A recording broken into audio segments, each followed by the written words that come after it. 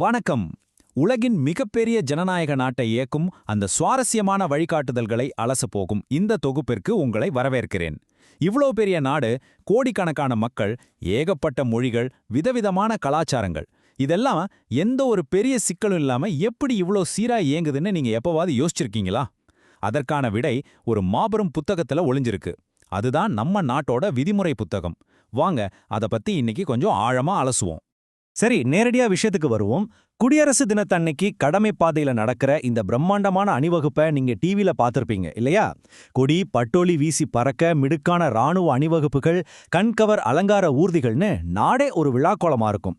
ஒவ்வொரு வருஷமும் ஜனவரி 26 அன்னைக்கு இதை நாம ரொம்ப விமர்சையா கொண்டாடுறோம். ஏன்னா 1950 இதே நாள்ல தான் நம்ம நாட்டோட அரசியலமைப்பு சட்டம் அதிகாரப்பூர்வமா நடைமுறைக்கு வந்துச்சு.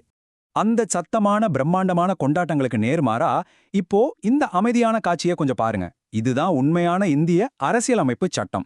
நாடாளுமன்றத்தில் இருக்கிற ஒரு பிரத்யேகமான கண்ணாடி பேழைக்குள்ள இது ரொம்ப பத்திரமா பாதுகாக்கப்பட்டிருக்கு. ஒரு சுவாரஸ்யமான விஷயம் என்னன்னா, இந்த கண்ணாடி பேழைக்குள்ள ஹீலியம் வாயு நிரப்பப்பட்டிருக்கு. பல வருஷங்கள் ஆனாலும் அந்த காகிதமோ அதுல எழுதப்பட்டிருக்க மையோ எந்த விதத்திலும் சேதமாகிடக்கூடாதுங்கிறதுக்காக தான் இவ்வளவு கவனமான ஒரு ஏற்பாடு. இப்போ உங்க மனசுல ஒரு நேரடியான கேள்வி வரலாம். அரசியல் அமைப்பு சட்டம்னா உண்மையிலேயே என்ன? அது ஏன் நமக்கு இவ்ளோ முக்கியம்? இது ஏதோ அரசாங்க அதிகாரிகளுக்கு மட்டுமான ஒரு விஷயம்னு நினைச்சிடாதீங்க. இது நம்ம ஒவ்வொருத்தரோட அன்றாட வாழ்க்கையிலையும் பின்னி பணஞ்ச ஒரு நடைமுறை ஆவணம். அது எப்படின்னு இப்ப பார்க்கலாம். இத புரிஞ்சுக்க விறுவிறுப்பா நடக்கிற ஒரு மாநில அளவிலான கபடி இறுதிப் போட்டியே கொஞ்சம் கற்பனை செஞ்சுக்கோங்க. 2 பலமான அணிகள் மோதுது. திடீர்னு ஒரு வீரர் அவுட் ஆகிற விஷயத்துல ஒரு பெரிய சர்ச்சை வெடிக்குதுன்னு வச்சுப்போம். அந்த நேரத்துல 2 டீம் கேப்டன்களும் ஏத்துக்கக்கூடிய ஒரு அதிகாரப்பூர்வமான விதிமுறை புத்தகம் நடுவர்கிட்ட இல்லைன்னா என்ன ஆகும்? அந்த போட்டியே சுமூகமா நடக்காம மொத்தமா நின்னுடும் இல்லையா? இந்த கபடி உதாரணத்தை அப்படியே நம்ம நாட்டுக்கு பொருத்தி பாருங்க. ஒரு அரசியலமைப்பு அப்படிங்கிறது ஒரு நாட்டோட அடிப்படை கொள்கைகள் மற்றும் சட்டங்களை ரொம்ப தெளிவா வரையறுக்கிற ஒரு ஆவணம். சிம்பிளா சொல்லணும்னா, ஒரு நாடு எப்படி நிர்வகிக்கப்படணும் அப்படிங்கிறதுக்கான ஒரு உச்சபட்ச விதிமுறை புத்தகம் தாங்க இது. இது மட்டும் இல்லைன்னா நாடுங்கிற அந்த மாபெரும் கட்டமைப்பால ஒரு அடி கூட சரியா எடுத்து வைக்க முடியாது.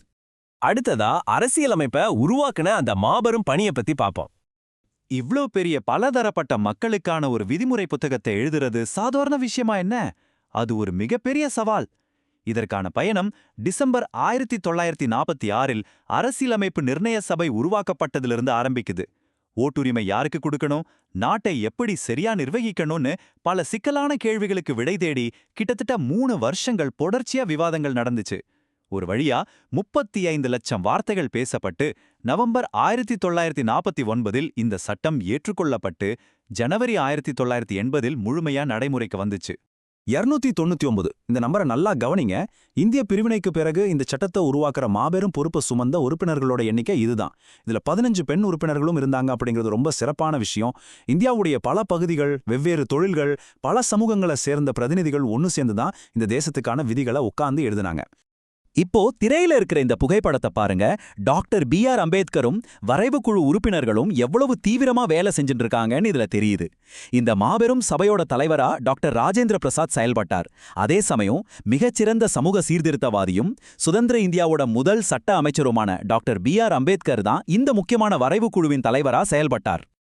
உங்களுக்கு ஒரு விஷயம் தெரியுமா? உலகத்திலேயே மிக நீளமான எழுதப்பட்ட அரசியலமைப்பு நம்ம இந்திய அரசியலமைப்பு சட்டம் தாங்க. 1950 இது நடைமுறைக்கு வந்தப்போ இதுல 22 பகுதிகளும் 8 அட்டவணைகளும் இருந்துச்சு. ஆனா ஒரு நாடு வளர வளர அதோட தேவைகளும் மாறும்ல, அதுக்கேத்த மாதிரி தன்னை அமைச்சுக்கிட்டதால இன்னைக்கு அது 25 பகுதிகள் மற்றும் 12 அட்டவணைகளா விரிவடைஞ்சிருக்கு. சரி, இந்த சட்டங்களை எழுத அவங்களுக்கு உத்வேகம் எங்கிருந்து கிடைச்சதுன்னு அடுத்த பகுதியில பார்ப்போம். நம்ம அரசியலமைப்பை உருவாக்குனவங்க ஒரு பக்கம் இந்தியாவோடைய மிக ஆழமான பழங்கால வரலாற்றை திரும்பி பார்த்தாங்க, இன்னொரு பக்கம் உலகம் முழுக்க பார்வையை செலுத்தினாங்க. இதுல 3 முக்கிய தூண்கள் இருக்கு. 1 இந்திய சுதந்திர போராட்டம், 2வது நமது பண்பாட்டு பாரம்பரியம், 3வது உலகத்துல இருக்கிற மற்ற ஜனநாயக நாடுகள். சுதந்திர போராட்டத்தின் போது நம்ம தலைவர்கள் விதைச்ச சமத்துவம், நீதி, சகோதரத்துவம் மாதிரியான விஷயங்கள்லாம் இந்த ஆவணத்துல ரொம்ப ஆழமாவே வேரூன்றி இருக்கு. இது நமது பண்டைய பாரம்பரியத்தோட எப்படி தொடர்புடையதுன்னு பாருங்க. வசுதைவ குடும்பகம், அதாவது உலகமே ஒரு குடும்பம். அப்புறம் சர்வே பவந்து சுகினஹா, அதாவது அனைத்து உயிர்களும் இன்புற்று வாழ்க. இந்த மாதிரியான நம்ம பழம்பெரும் தத்துவங்கள் எல்லாம் நம்ம அரசியலமைப்புல அப்படியே பிரதிபலிக்குது.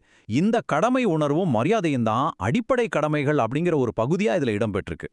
இங்க கவனிக்க வேண்டிய ரொம்ப சுவாரஸ்யமான விஷயம் என்னன்னா, நம்ம தலைவர்கள் மற்ற நாடுகள்ல வெற்றிகரமா செயற்படுற நல்ல விஷயங்களை ஏத்துக்க கொஞ்சம் கூட தயங்கவே இல்ல.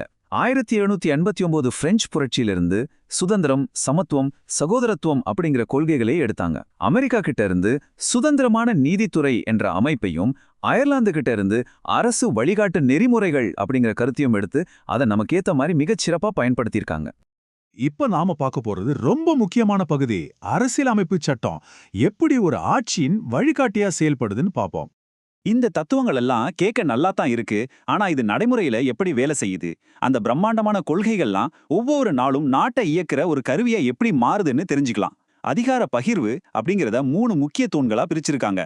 முதலாவது சட்டம் இயற்றும் துறை, இது சட்டங்களை உருவாக்குது. 2வது நிர்வாகத்துறை, இது அந்த சட்டங்களை நடைமுறைப்படுத்துது. 3வது நீதித்துறை, சட்டங்கள் மீறப்பட்டா அதுக்கான தீர்வை இது வழங்குது. எந்த ஒரு துறைக்கு மட்டும் அதிக அதிகாரம் போயிடாம ஒண்ணுக்கொன்னு செக் வச்சு அதிகாரத்தை பேலன்ஸ் பண்ற வேலையை இந்த அமைப்பு ரொம்ப கச்சிதமா செய்யுது. அது மட்டும் இல்லாம ஆட்சி அப்படிங்கிறது ஏதோ டெல்லியிலயோ இல்ல மாநில தலைநகரங்கள்லயோ மட்டுமே நடக்கிற விஷயம் கிடையாது. அரசாங்கத்தோட பொறுப்புகளை மேலிருந்து கீழா நம்ம ஊர் பஞ்சாயத்து வரைக்கும் பிரிச்சு கொடுத்திருக்காங்க. மத்திய அரசு, மாநில அரசு, அப்புறம் பஞ்சாயத்து ராஜ்னு சொல்ற உள்ளாட்சி அமைப்பு என இந்த 3 அடுக்கு முறைய அரசியலமைப்பு சட்டம் ரொம்ப தெளிவாவே வகுத்து கொடுத்திருக்கு. இந்த ஆவணத்தை உருவாக்குனவங்களோட ஒரு அட்டகாசமான ஐடியாவை இங்க நாம பார்க்கலாம். ஒரு குடிமகனுக்கு உடனடியா கிடைக்க வேண்டிய விஷயங்களை அடிப்படை உரிமைகள் அப்படின்னு உறுதி செஞ்சாங்க. அதே சமயம் நாடு வளர வளர படிப்படியா அடைய வேண்டிய நீண்டகால சமூக பொருளாதார இலக்குகளை அரசு வழிகாட்டு நெறிமுறைகள் அப்படின்னு வகைப்படுத்தினாங்க. இது உண்மையிலேயே ஒரு மாஸ்டர் ஸ்ட்ரோக். நம்ம அலசலோட இறுதி பகுதிக்கு வந்துட்டோம். இங்க இந்தியாவோட முதல் குடியரசுத் தலைவர் டாக்டர் ராஜேந்திர பிரசாத் சொன்ன ஒரு ஆழமான விஷயத்தை நான் உங்களோட ஷேர் பண்ணிக்க விரும்புறேன். ஒரு நல்ல ஆவணம் மட்டுமே ஒரு நாட்டை சிறந்ததா மாத்திர முடியாது. அதை சாத்தியமாக்க மக்களோட கடினமான உடல் மற்றும் மன உழைப்போ, எல்லாவற்றுக்கும் மேலாக உயர்ந்த தார்மீக மறுமலர்ச்சியும் தேவை அப்படின்னு அவர் ரொம்ப ஆணித்தரமா சொன்னார். அதனால இங்க நாம கவனிக்க வேண்டிய முக்கியமான விஷயம் என்னன்னா, நம்ம ஆரம்பத்துல பார்த்த அந்த கபடி விளையாட்டு மாதிரி தான் இந்த விதிமுறை புத்தகமும். ஆடுற வீரர்கள் ஒருத்தருக்கொருத்தர் மரியாதை கொடுத்து விளையாடினாதான் அந்த ஆட்டமே சுவாரஸ்யமா நடக்கும். அரசியலமைப்பு நிர்ணய சபையில பேகம் ஐஜாஸ் ரசூல் மாதிரியான தலைவர்களோட பங்கேற்பு நமக்கு எதை உணர்த்துதுன்னா, மத்தவங்களோட கருத்துக்களுக்கு மதிப்பளிப்பதும் சில நேரங்கள்ல விட்டு கொடுத்து போறதும் ஜனநாயகத்துக்கு எவ்வளோ முக்கியம் அப்படிங்கறத தான். முடிவா உங்ககிட்ட ஒரு சுவாரஸ்யமான கேள்வியும் முன்வைக்கிறேன். ஒரு குடிமகனா இந்த தேசத்தோட உச்சபட்ச விதிமுறை புத்தகத்தை நிலைநிறுத்த உங்களுக்கான அடிப்படை கடமைகளை நீங்க எப்படி நிறைவேற்ற போறீங்க? ஜனநாயகம் அப்படிங்கிற இந்த தொடர் விளையாட்டுல உங்களுக்கும் ஒரு மிகப்பெரிய பங்கு இருக்குங்கிறதை எப்பவும் மறக்காதீங்க. இந்த ஒரு சிறப்பான அலசல்வை என்னோட இணைந்ததற்கு ரொம்ப நன்றி. சிந்தியுங்கள், செயல்படுங்கள்.